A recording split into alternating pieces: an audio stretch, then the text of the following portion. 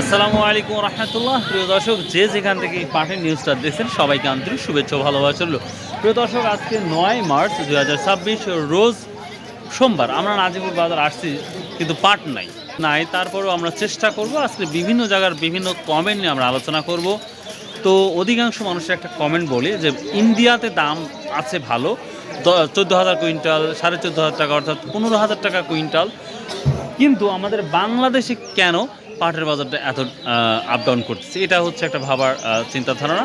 এবং নতুন সরকার নতুন সরকার যেটা ভেবেছে যে বিভিন্ন মিল চালু করবে পুনরায় এবং দেশের জন্য যেটা করার দরকার সেটাই করবে। তবে আর একটা কথা বলি, পাট কিন্তু রপ্তানির যেই সংখ্যা ছিল যে খুব দ্রুত পাটটা রপ্তানি হবে, কিন্তু সেটার আশাটা খুব ক্ষীণ হয়ে যাচ্ছে। কারণ বাংলাদেশেই পাটের প্রসেস করবে, পাট প্রসেস তৈরি করেই কিন্তু হয়তো বিদেশে রপ্তানি করবে। আর এই যে ইরান, ইসরায়েল এবং আমেরিকার যে যুদ্ধটা, এটা নিয়ে কিন্তু অনেক কথা বলতেছে এবং অনেক মানুষ বলতেছে যুদ্ধ হচ্ছে অন্য দেশে আর আমাদের এখানে প্রভাব পড়ছে। বিশেষ করে তেলের তো কোনো কথাই নাই, তেল যেভাবে প্রভাব পড়ছে অলরেডি বাংলাদেশে, জানি না কী হবে। তবে অনেক আশা করছে যে ঈদের পরে হয়তো আল্লাহর রহমতে পাটের দামটা আবার স্বাভাবিক পর্যায়ে যেতে পারে, সম্ভাবনা অনেকটাই দেখাচ্ছে। তো বিভিন্ন কমেন্ট আছে, আমরা কমেন্টগুলো দেখব। আর যদি কোনো মূল্যবান আপনাদের কমেন্ট থাকে কী দামটা যাচ্ছে এবং কোনো যদি প্রশ্ন থাকে, নিঃসন্দেহে আপনারা কমেন্ট করতে পারেন, তাহলে আমি সেই অনুযায়ী চেষ্টা করবো একটা ভিডিও মেক করতে। সো ভালো থাকবেন, সুস্থ থাকবেন। চলুন আমরা কমেন্টগুলো দেখে নিই। সো বাই, আল্লাহ হাফেজ, আসসালামু আলাইকুম রহমতুল্লাহ।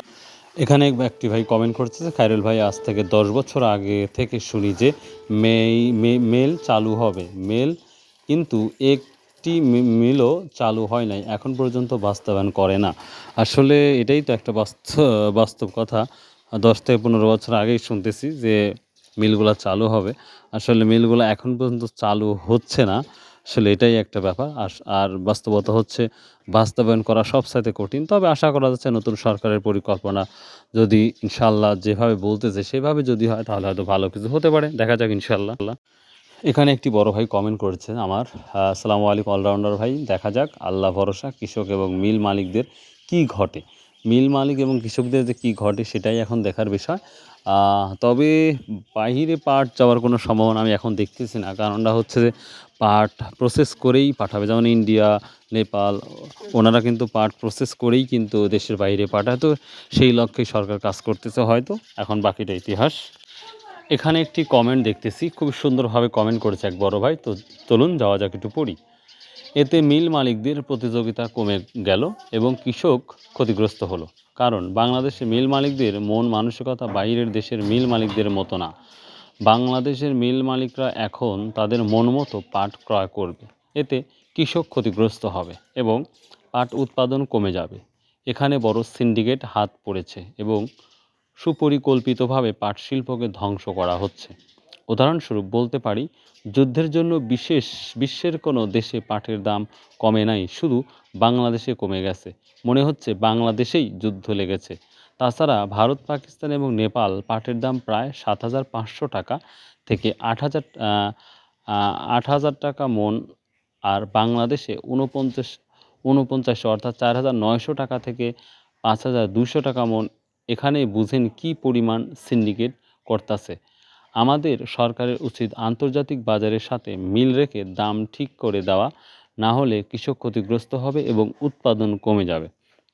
বড় ভাই, আপনি সত্যি একটি অত্যন্ত সুন্দর একটি কমেন্ট করেছেন, যেই কমেন্টটা আমাদের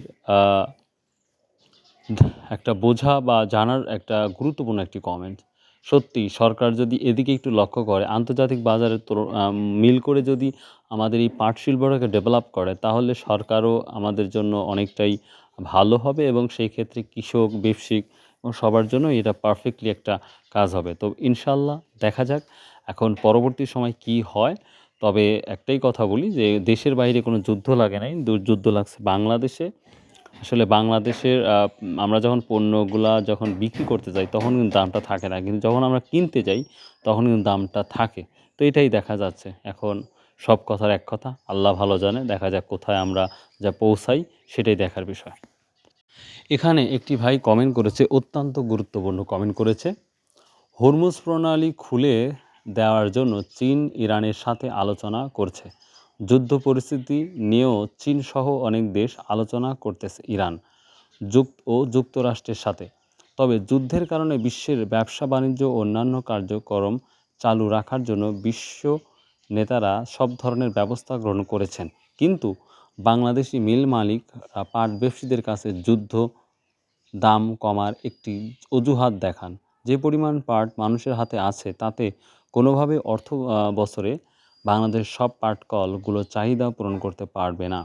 একদিকে ঈদ সামনে, অন্যদিকে যুদ্ধের একটি অজুহাত, এই দুই বিষয় নিয়ে নিল মালিকরা আর ব্যবসায়ীদেরকে ঠকানোর চেষ্টা করছে।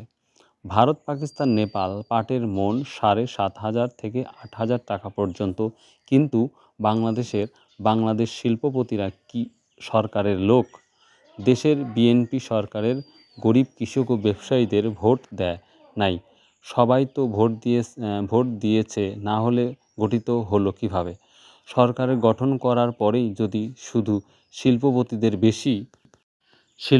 বেশি, এতে মিল মালিকদের প্রতিযোগিতা কমে গেল এবং কৃষক ক্ষতিগ্রস্ত হলো। কারণ বাংলাদেশের মিল মালিকদের মন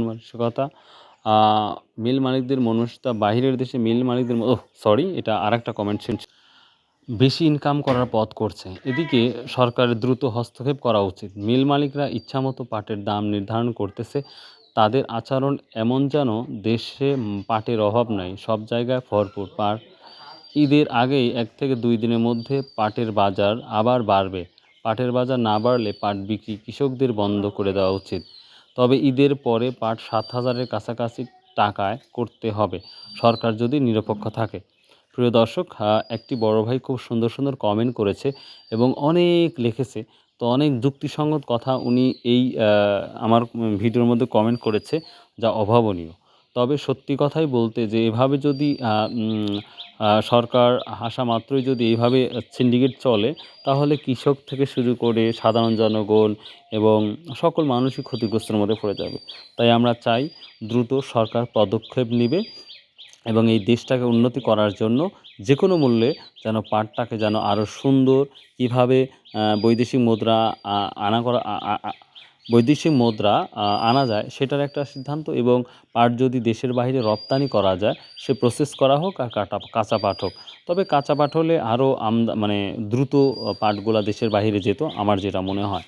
তবে ইনশাল্লাহ আশা করি যে আমরা 2026 সালের যে নতুন পাট আমরা পাবো, আশা করা যায় বছরের শেষের দিকে। আশা করি এই পাটগুলা হয়তো দেশের বাইরে রপ্তানি করার একটা পরিকল্পনা দেখতে পাবো, আশা করছি। সেই আশা ব্যক্ত করেই আজকের ভিডিওটা শেষ করলাম। তো তারপরেও আজকের কোথায় কি বাজারটা গেল আমার জানা নাই, তো জানা থাকে অবশ্যই কমেন্ট করে জানাবেন। তবে হয়তো 5,000 থেকে 5,300 টাকার মধ্যে হয়তো বাজার আছে, বাকিটা আল্লাহ জানে। ইনশাল্লাহ আপনারা কমেন্ট করে জানাবেন। আসসালামু আলাইকুম ওয়া রাহমাতুল্লাহ।